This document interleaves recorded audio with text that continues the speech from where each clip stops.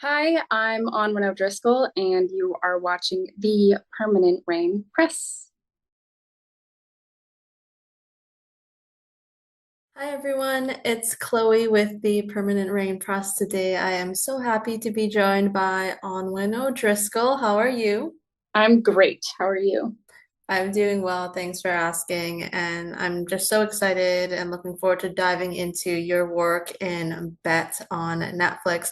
But to start off, you have been a part of multiple projects centered on self-discovery and queer storytelling. So, how important are these stories and characters to you, especially with the trust and vulnerability involved?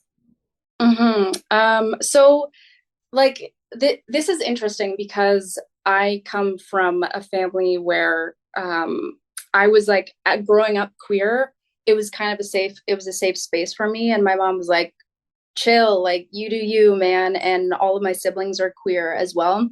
And we just kind of grew up. We were also homeschooled. So we grew up in a place that was just, there weren't a lot of opportunities to get like bullied or anything like that. So I grew up in a safe space. So I didn't like have that need to have like solace or feeling safety in queer media and characters.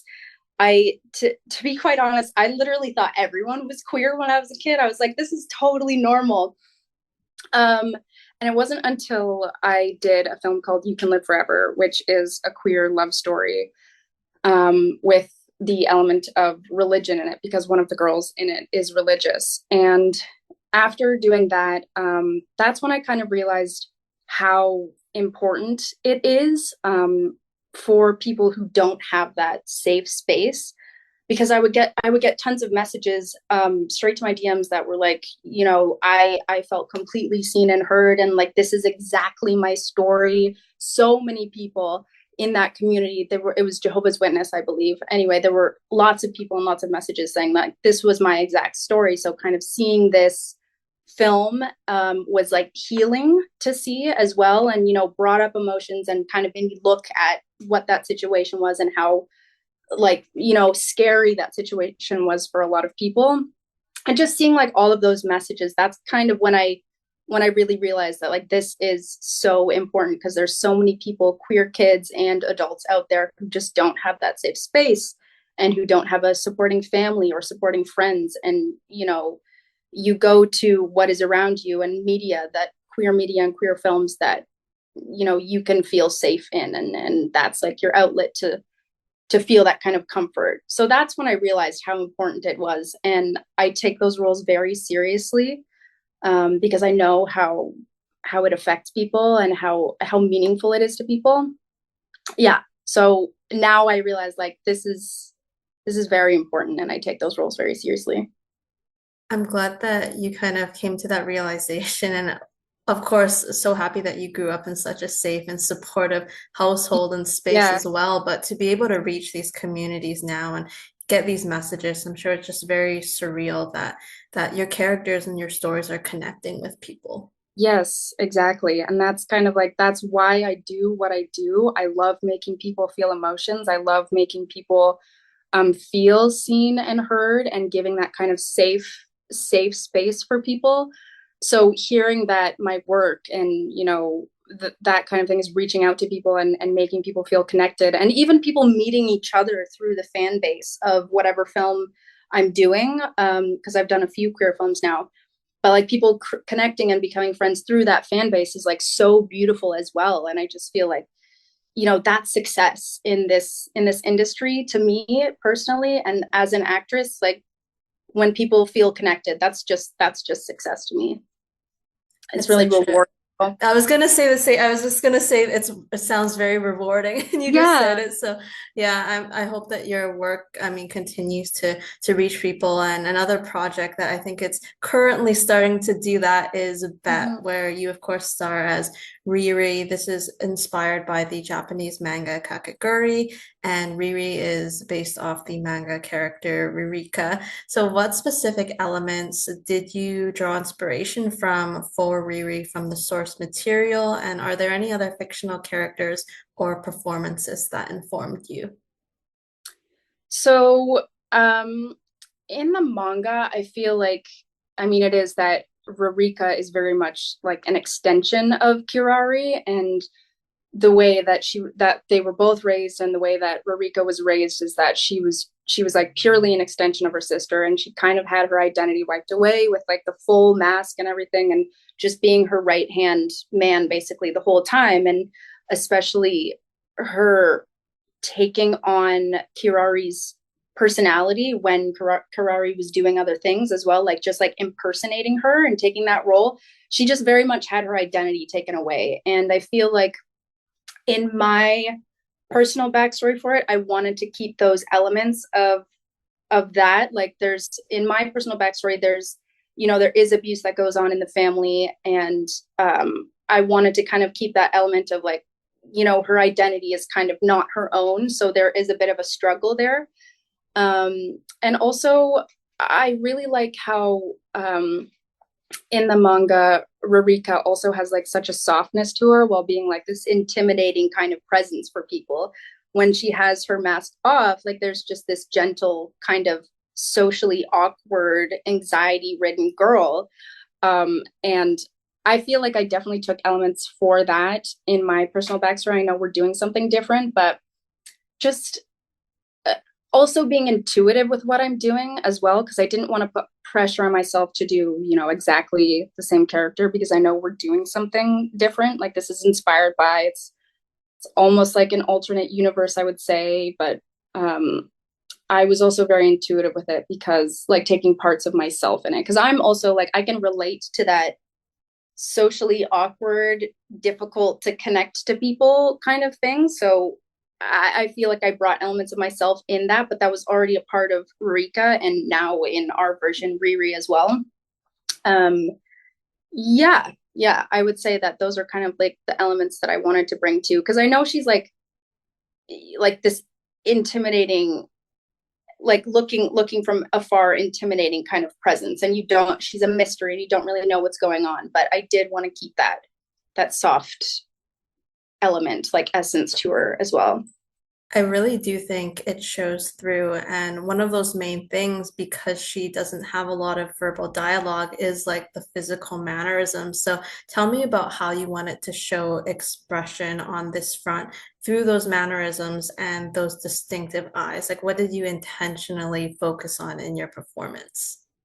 Yeah, well, it's so interesting because I've never experienced like playing a character where half of your face is covered, and as an actor, you use your whole face and you do, all of these things, and that's how you connect with people and connect with the audience. But just like having this added mask element to it where half of your face is covered and all you can do is try and communicate through your eyes.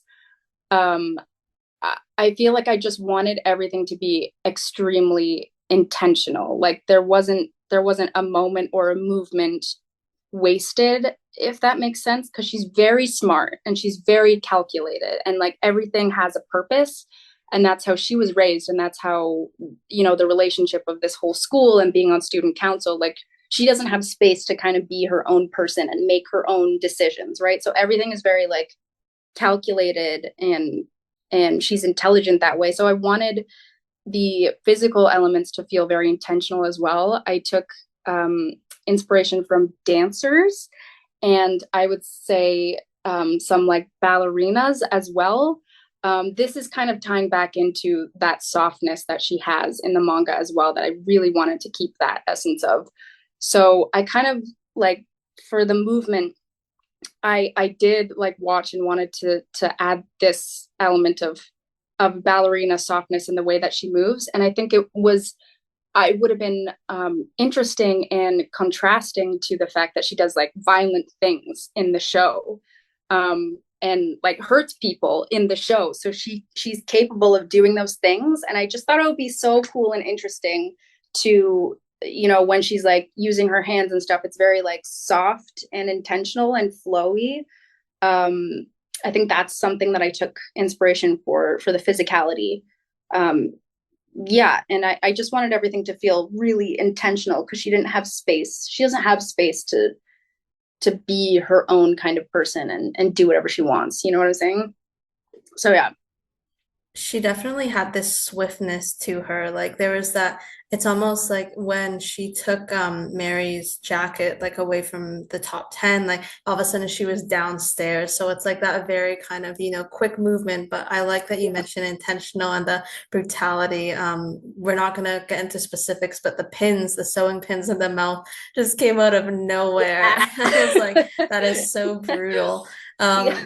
Riri, you kind of mentioned it, acts as Kira's right hand, and she witnesses student council lose its power and predictability with Yumeko's arrival. How does Riri feel about this happening under Kira's leadership? And can you speak to those power dynamics between the half sisters?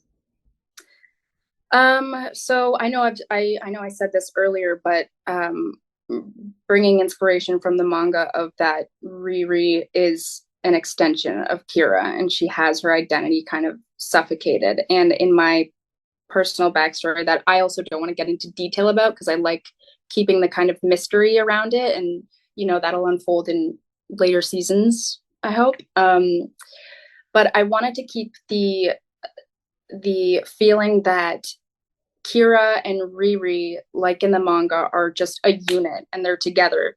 And there's like a trust and a respect there. And the way that they move, and because Riri doesn't talk, they're just like in sync. You know what I'm saying? Like they can move together. They know what each other needs to do or what each other wants, especially Riri for Kira.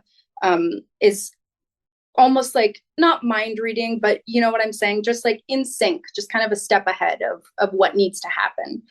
And I wanted to keep that element. And I think there's some conflicting feelings when it's Yumeko arriving to the school and being so powerful and skilled and not the type of person that anyone is used to in the school where like everyone bows down to Kira.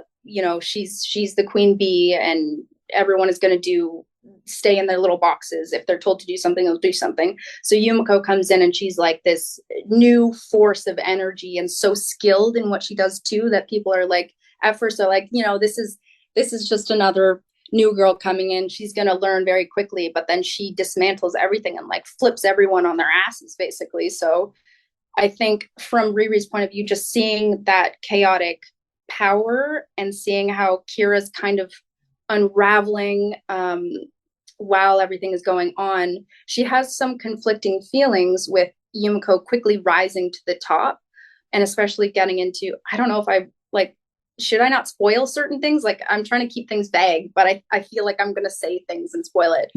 Um, um, when she's rising to the top, I think there's conflicting feelings because that could mean that Kira doesn't get what she wants and that she won't be the school representative on the board with the parents. And I think like this little tidbit of information of where Riri's motives are is there. In a way, it's not terrible for Yumiko to kind of flip everything over and kind of take or be the head or just whatever happens later on. It's not terrible that Kira doesn't get to that position because I think that there's a caring between these sisters, and Riri really cares for Kira. So her not being in that type of position is almost like a safety because she's not completely close or under her father in that sense because she would be working close with her father, and there is a bit of abuse there. Their father Arcady is like, he's a powerhouse and he's aggressive and he's not to be trusted by, I feel like Kira and Riri don't fully trust him because he's abusive. So I feel like Riri's kind of like, this isn't such a bad thing because maybe this is like safer for Kira. Maybe she'll be safer in this kind of situation, even though it sucks for her. I feel like Riri's like, she doesn't understand and she's doing this from a place of love, if that makes sense. Completely makes sense. And I spoke with Clara at lengths about this as well. And she mentioned like the talks that you two would have about your characters and kind of where their mindsets are at. Can Yeah. you expand upon Riri's guilt and conflict with respect to the death of Blake and her stepfather and what her motives and intentions were by using the detonator? Like, what was she told by her father and why did she do it? And I will note we are free to discuss spoilers. I'll put a disclaimer Okay. in the video and everything because we are That's going like, into oh major plot no. points. But Okay, yeah, just perfect. on the detonator because that was also like a power move, a different kind of power move for Riri. Yeah. So what Clara and I spoke about in our kind of backstory and the way that our both of our relationships are with our father and with each other, I feel like because of the hardships that they grew up with, and I won't go into detail because maybe it will be revealed later on, but I feel like because of the way that they were raised, it was kind of like they were raised to be warriors and to get a job done and be this powerful force. Um, and because of the abuse that they faced, like a coping mechanism would be not having your emotions out on the line all the time and like having that tap shut off. And I feel like Clara and I spoke about this. I feel like Kira and Riri have that kind of cold ability to just like shut off their emotions when something needs to get done. Um, just like because their father is that cold kind of, toxic energy. We don't know what happened behind the scenes, but like, again, I'm sure we'll find out later on. Um, but I feel like they have that ability to kind of shut down and do what needs to be done for power. You know what I'm saying? Or for me to serve Kira or get her into a certain position or serve my father. So I feel like that's maybe something Riri did in that moment when she did that kind of thing. Is that's a way to cope with that kind of thing. You know what I'm saying? Because that's such a huge thing. You are killing a person. And I feel like to be capable of that, and the fact that Riri and Kira are that powerful force and can do something like that, is because of that ability to shut off their emotions. And I feel like, again, going back to this point of Riri is kind of doing it and justifying it in her mind that this is something that is protecting Kira, if that makes sense. Like it's a sister kind of protection.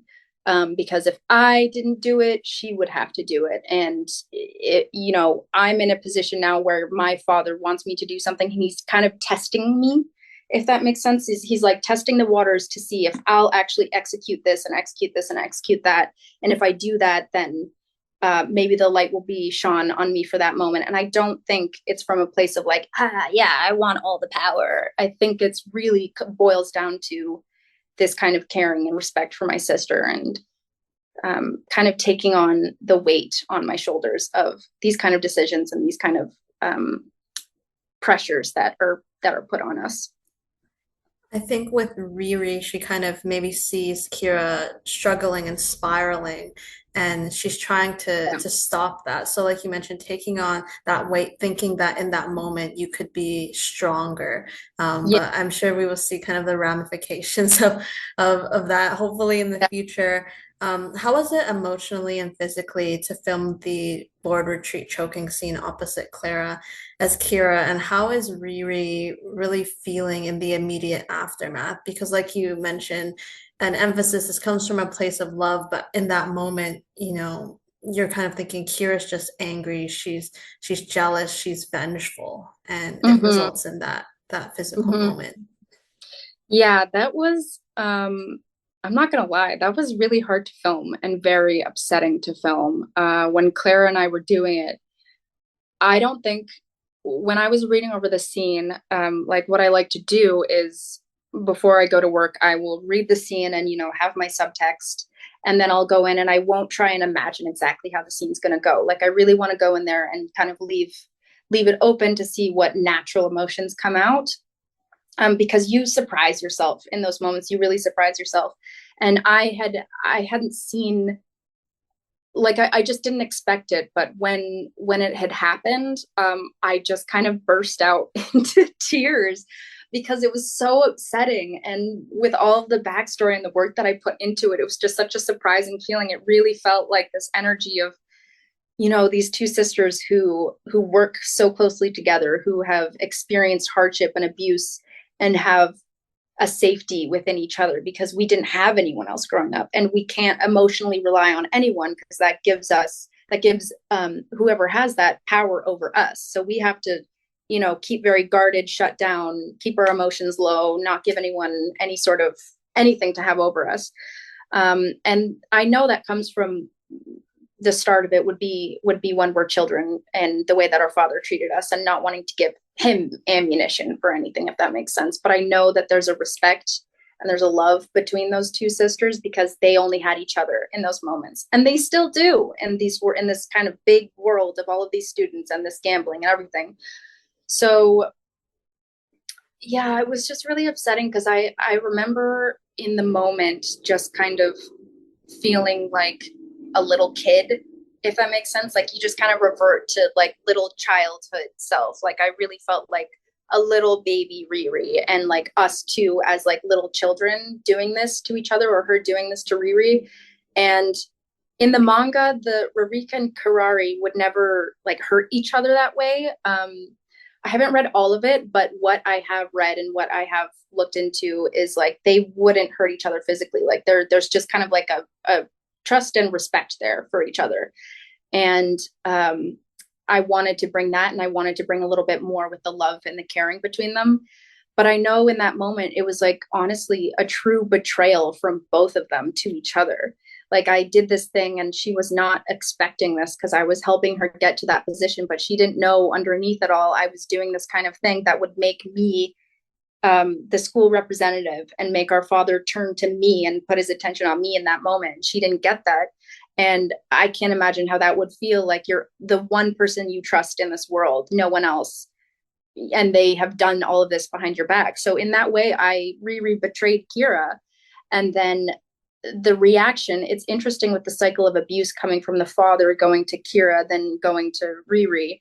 And I feel like in that moment, Riri absolutely felt so, so, so betrayed by Kira because she physically harmed her. And in my world, they don't do that to each other, and they never have because of what they've gone through.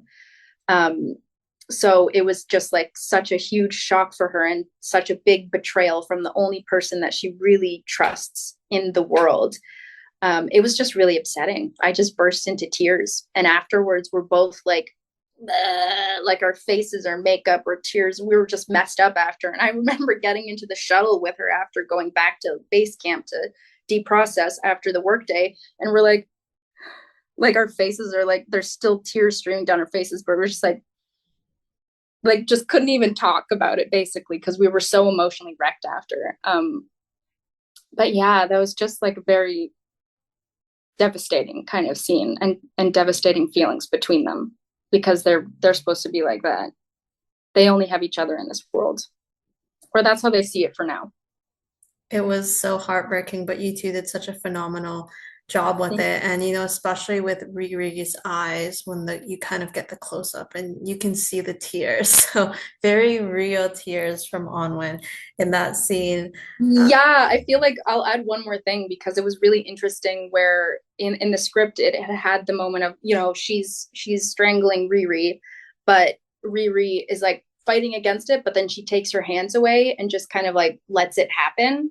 Like there's the moment of just like Riri kind of taking her hands away. And in my brain, that's kind of like Riri's way of apologizing, like letting this abuse happen to her, not fighting against it. Like it's just like her taking her hands away was just kind of like a way to say I'm sorry to Kira, which kind of made me cry more in the moment now that I think about that because that's just so fucked up. But yeah, that's like an added element that kind of like makes it a little bit more upsetting. Ooh.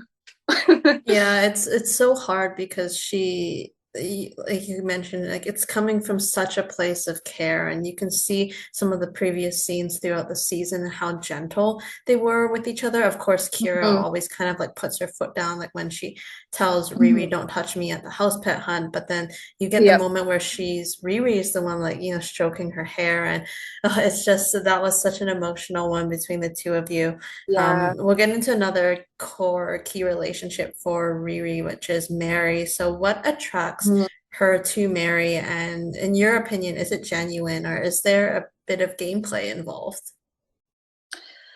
Um, I feel like for Kira and Riri, their brains are kind of hardwired to be like, where's the game? How can I use this? How can I do this? It's like everything is a chess game for them.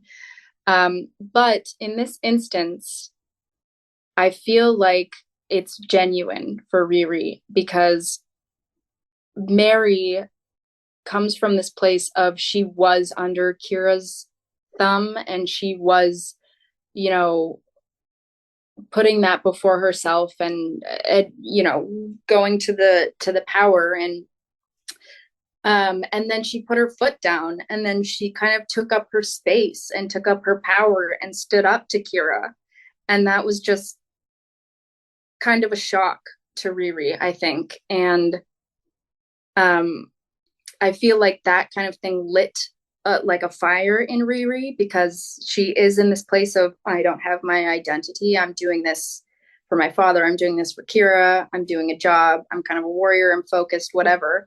But I feel like Mary is the one who's kind of like pulling out these new feelings and emotions for Riri, and she's just genuinely like surprised, honestly, by the feelings that she's having and just this little fire that's been lit in her because she sees her take up this power and stand up to the hierarchy and the kind of abuse and power. Like she hasn't seen that. Like Yumeko comes in and she's already like that, but she's seeing it from a place of this is a growth that Mary goes on. Like this is possible to go this way. And I think that's why the fire is kind of lit in her. It's just, I just got chills. I feel like, yeah, she's just surprised by the feelings that she's getting for Mary. And um, yeah, so I feel like those feelings are genuine. And also something that's interesting is Riri really doesn't have something of her own that's special. She doesn't have a relationship or a connection to someone that is just purely her own and like a soft thing that isn't just like calculated and like there's a game to play exactly. And it doesn't feel like this is, I suppose, metaphorically on the chessboard that the way that Riri sees the world, like it's not on the chessboard. And that's kind of surprising to her that it's just like, why is this, what is happening to me right now? And I know in the manga there's like, I forget what the exact line is that she says, but it's something along the lines of like, I'm inspired by Mary and like Mary is making me realize who I am kind of thing. And I know that that is a theme in the manga for Ririka. And I really did want to bring that. So I do feel like it's genuine. I thought it was very kind of unique or like on brand for the character, and the fact that Mary is one of the only characters aside from Kira who Riri actually speaks to and uses her voice. And I did think it was cute that she asked her to the dance by way of side bet. I thought that Yeah. was like a nice moment to add in. But what's interesting is, they have these moments, but at the school board retreat, like she kind of rebuffs Mary's advances and her hopes of being introduced to her father, Arcady. So can you take me through that scene and why she acted the way she did? It was absolutely to protect her. And it was absolutely to keep her out of the eyes of her father because she knows her father. Kira and Riri know their father and they know what he's capable of. And he's a dangerous, aggressive person, capable of a lot of horrible things and abuse. And um, she did not, the moment where she kind of like rips her hand away when Mary goes to hold her hand is like that would have been a beautiful soft moment in front of her father, and she does not want to give him ammo on her. She does not want to give him power on her because if he saw that she has a connection and there's like a way, like a soft point to use, she's afraid that he could use Mary as a tool. So that moment was absolutely to like try and protect her. I know when she finds out that what I've done to Blake, and she brings it up, and I forget exactly what I say, but I tell her that if you talk or if you do this, he will kill you. So he's capable of that, and he has no remorse, and he's cold, and he will do that kind of thing to punish Riri or Kira, like do really horrible things just to punish them. And he's a cruel person, I think. So yeah, it was to protect her and also to not give him any sort of way to use her as a tool or harm her. And at the end, Riri also steps in and protects Mary from Gabriel as well. And so it's really interesting to see where, their relationship and their interactions could go in the future. What was Yeah. your experience working with the cast, the crew, as well as your showrunner, Simon Barry, and the creative team? Um, well, it was like so wonderful. I love Simon so much. I had seen Warrior Nun, so I already liked the way that he thought. And I was very excited to work with him because I really loved, in Warrior Nun, his music choices and his shots and the general tone of what he likes to create, like the vibe that he creates.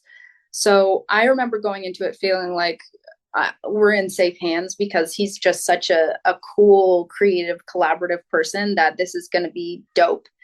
And the cast is also incredible. I mean, I know we've all worked on sets where it's just, you don't necessarily get along with everyone or you don't have deep connections with people. Sometimes it can just be, work is work, but this did not feel like that at all. We all got very close. We all hung out almost every day after work, and honestly, it really didn't feel like work. Like the set that Simon created was, it felt like going to a playground every day, honestly, with the way that he loved to collaborate and wanted our opinions on our own backstories and our own characters, and was so open to us making creative choices in the way that we did some performance things. And yeah, it was just really fun, and everyone loves their character so much, which was just such a treat because talking to each other and kind of getting to create the backstories and relationships to each other, and like, this is how we were, at this time when we were kids, or like when we first got into student council together. Like, everyone loved giving each other information on our backstories, which was just so wonderful, because it makes the world feel so much more rich when we're all connected like that and create these backstories, and then we can feel free to make certain choices on lines when talking to each other, because we know that, like, our backstory later on, we did this thing to each other, which means when I say this line, I'm really like saying something else to that person. You know what I'm saying? It just kind of like, it really made the world more rich to play. Everyone's just so wonderful. Like, it was just such a fun set to be on. I love that you were able to kind of create almost like this little web and network of Yeah, connections with the characters because yeah, obviously it's coming from like a bit of inspired by the source material, but again, these are yeah, new characters really, so you're kind of developing like, how long have they been at the school for and everything like yeah, that. And obviously a lot of them are legacy, so their parents knew each other, so there's layers to that yeah, as well. exactly. Now, being inspired by any popular, beloved manga would draw the attention of many. So, how conscious were you of this fact and wanting to do the source material justice, but also balancing that with telling your own story and bringing something new to your version of Riri?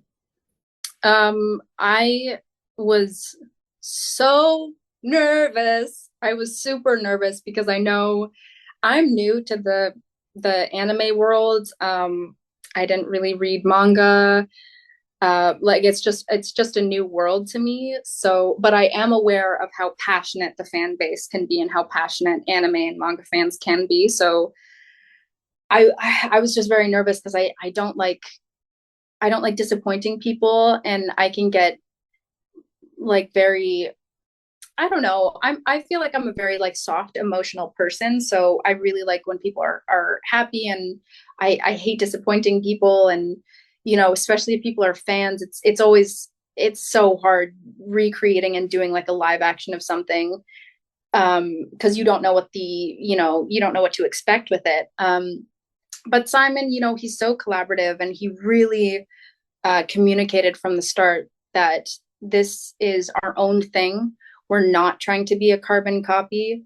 They have a live action that is like exactly how the characters look, and exactly how the manga is. Like, they have that, so we're going to do something different. Like, and this is like it's inspired by, it's almost like an alternate universe. He wanted to do, add like different elements that were like Scott Pilgrim-esque with the graphics and things like that, which I love Scott Pilgrim. So I was like, this is gonna be so fun. And I think he just really wanted us to be aware that this is something different, and not to put pressure on ourselves for that. So I felt like at ease going into it, with that information in mind. At the same time, when I did read the manga, and I also watched the anime, even though we're taking, inspiration from the manga, and I just really liked Ririka. Like honestly, I thought she was so freaking cool and interesting and mysterious, and I loved the fact that she was this kind of scary, intimidating presence. But when she had her mask off, she was like a really like anxiety ridden, socially awkward, gentle girl. And I just loved that contrasting kind of thing. It was so interesting to me because you can really play with that, with the movements and the eyes, exactly that. So that was really exciting to dive into. I really did want to keep certain elements of the softness that she had, and especially the fire that gets lit in her by Mary, because I know that happens in the manga as well, and I think that's really beautiful. And also the relationship between Ririka and Karari. I did want to keep some similar elements too. Um, so I did look into that, and I did read that, and I hope I brought the essence and some of those things into it, as well as being intuitive and really creating new relationships with how all of the other actors and actresses see their characters, because that changes things too, and that changes our relationships too, which is why I love talking to Clara about our relationship. I love talking to Eve about our relationship. um yeah, and I feel like I just relate to Riri, honestly, because I'm kind of awkward and anxiety, and yeah, I just relate to her in that way. So um it's fun getting to do that contrasting violence as well as the softness too, and just kind of like mixing it all together in one human. I just thought that was so interesting and fun to do. I think that it's coming through that it's just such a carefully crafted character, and I love how you were kind of able to pinpoint some key moments for her in the manga and bring that into your version and kind of, build off of that. And I think that's so important for the future. So I hope you get to further expand and we'll see Yeah. where the stories go. I have one more question for you. If you could be any ice cream flavor, which would you be and why? um okay, well, I my favorite ice cream flavor is bubblegum, because I love blue and I love pink and I like gum, and I bite my ice cream. All right. I'm that type of person that like eats like eats their ice cream.